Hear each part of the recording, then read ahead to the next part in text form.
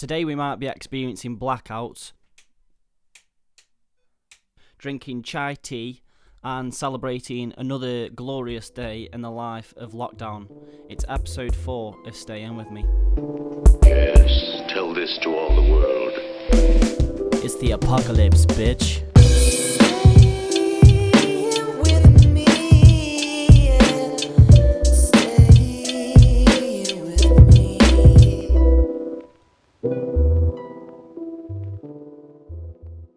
Forgive me for being terribly British, but I want to get the small talk out the way and talk about the weather, because it's been immense. It's been exactly what the doctor ordered this week.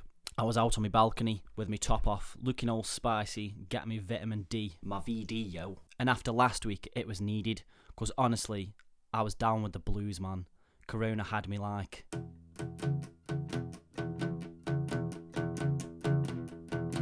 Thought I was a dead man. This time it's not the flu. I can't play with my friends, can only play Corona blues. Been watching the news. Just go out in twos, shorten the queues, don't drink all my booze. Alright, I know you've seen enough of that shit on Facebook. But I was a bit down last week and I kinda lost my mojo. But something pulled me up from the dark pits of quarantine despair. And do you know what it was? Routine. Now, for anyone that knows me, I just don't do fucking routine, man. I haven't had a routine since school. I do what I want, when I want. Well, I work flexi hours, I have intense bouts of insomnia, and if I go out, I party pretty heavy. Don't let the chai tea fool you.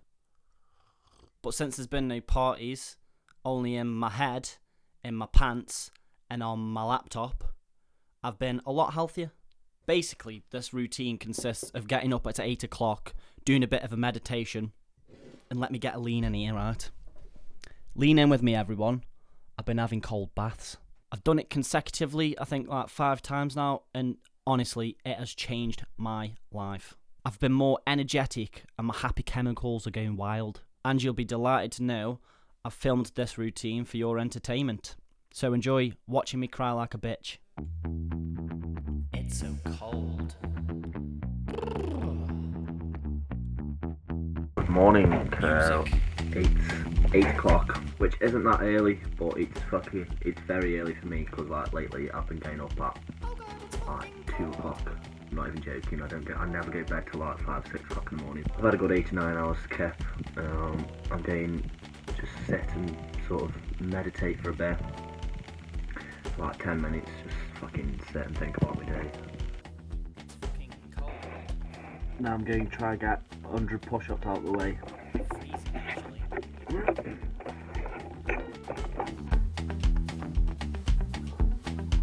I must be crazy. This is my cold bath themed music. This is my least favourite bit, but the benefits are fucking huge. Cold water. Yep, cold. The theory behind the cold bath comes from a guy called Wim Hof, more famously known as the Iceman. He exposes himself to like freezing temperatures. It supposedly has a lot of physiological and psychological benefits. Don't put my shorts on so you don't see me todger. Here we go.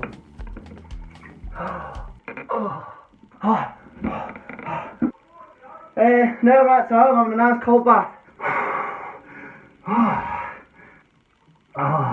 There we go. I'm in. Thing is, the mood boost it gives you. Let me get the giggles. Oops.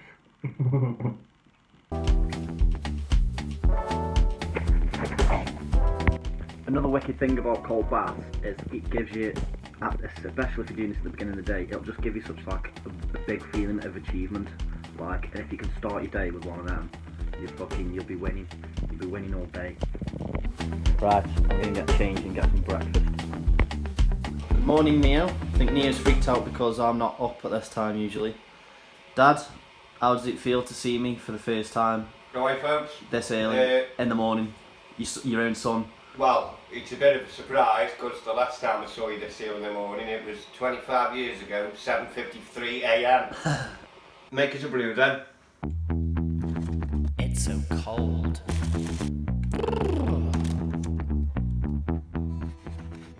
And I'll eat it outside on my balcony because it's a lovely day.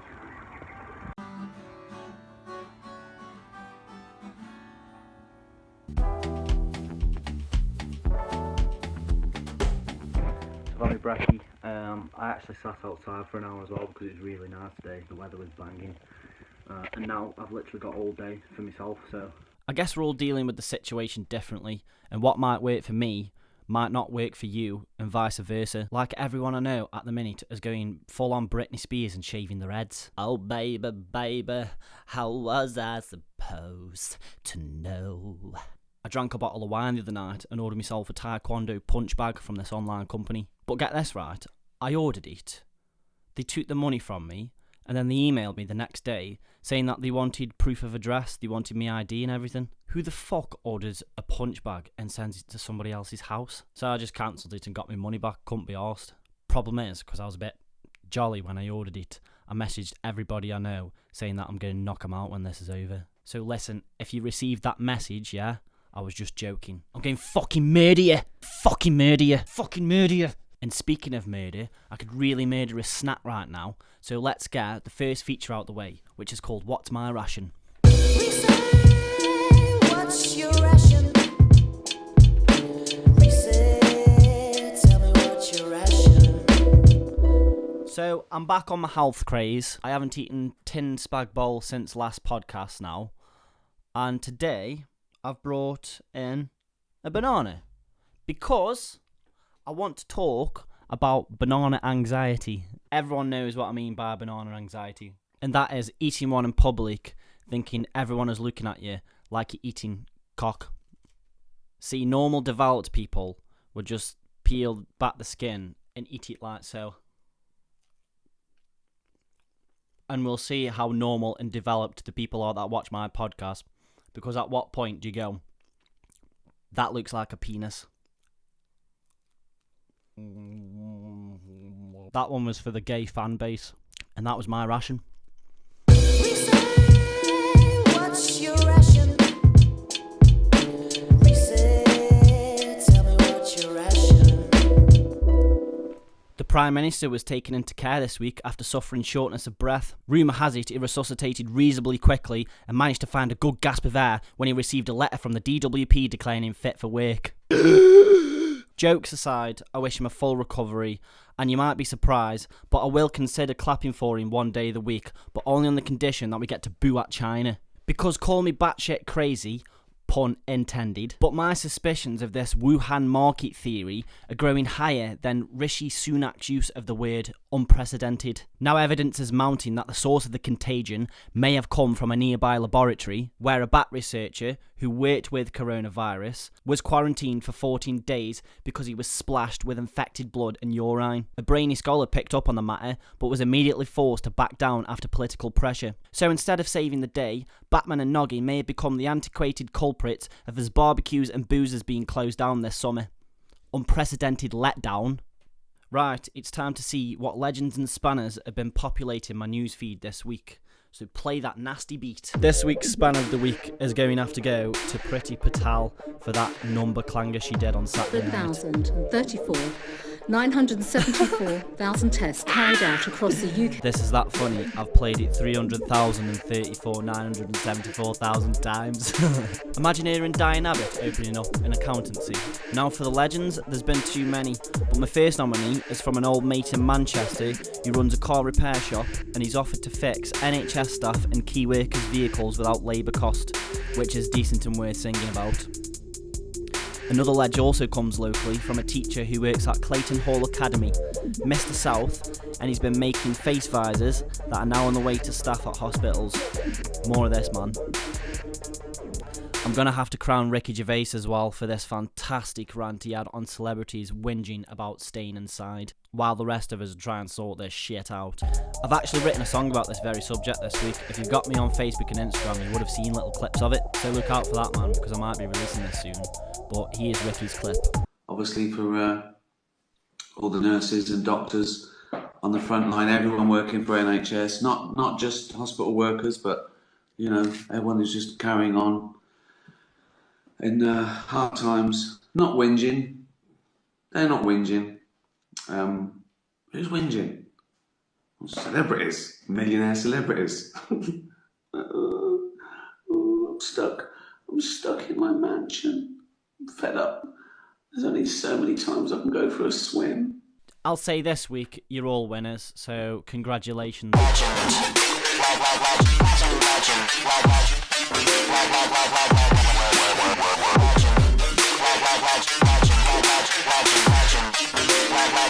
fucking legendary. That brings us to the last part of the show, which means we're going to see and judge some memes. Today's memes have been supplied by my best friend, Mark Crawford, so I haven't seen these yet. As always, we look for the most accurate rating, so these meme scores will require a decimal point. Let's play Show Us Your Meme.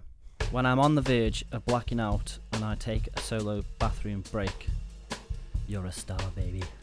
Looking like a frog, looking like an absolute toad, man. Oh, I've been an absolute toad on some night outs. Yeah, this is alright, dude.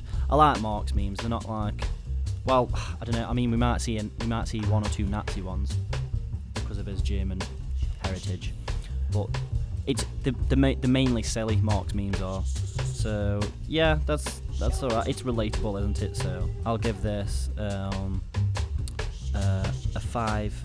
Now I'm gonna go with a 4.9 for this. So next meme. Me calls cat by name. Cat ignores me. Psst, psst, psst, psst, cat. It's not true though, because like my cat is an absolute cunt, and he doesn't respond by either Neo or psst, psst, psst, psst. So it's not completely factual. But what number is that on the cat's bike? Looks like 86. I can't give it an 8.6. I'm gonna give this. That's a 5. That's probably a 5.2. Okay, next meme. Soon as a squirrel run past that little girl going be a kite. Yeah, that's pretty funny. That's better than the last two memes. I probably will give this. That's a 6.4. Next meme. Girl, stop teasing me before I unleash the beast on you. The beast. It's Lil Pecker. That is fucking hilarious. I've seen this before though, man. This pisses me off. It makes the rating so much harder if I've seen them before, and it's not. I'm not basing it off my initial reaction. But I remember pissing myself when I saw this.